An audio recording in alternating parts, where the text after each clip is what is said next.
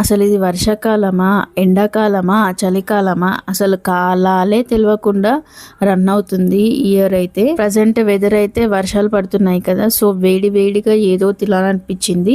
ఇంకా ఇక్కడ మా ఇంటి ముందర సర్వపిండిని అయితే అమ్ముతారండి, తెలంగాణ స్పెషల్. సో దీనికి ఇచ్చిన చట్నీ అయితే చాలా చాలా సూపర్గా అయితే ఉంది. దాంతో పాటు నాకు నచ్చిన జున్ను పాలు అయితే తీసుకొచ్చారు మా హస్బెండ్.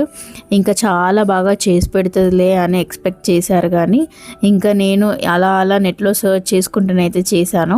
ఫైనల్గా తనకైతే ఈ పద్ధతి అయితే నచ్చలేదు. ఆ ప్రాసెస్ ఏంటో చూసేయండి. ఇలా మిల్క్ తీసుకున్నాక అందులో బెల్లం అయితే వేసాను. బెల్లం వేసాక మిరియాలు కూడా దంచి వేసాను. ఇది టోటల్గా నేను యూట్యూబ్లో చూసి అయితే చేశాను.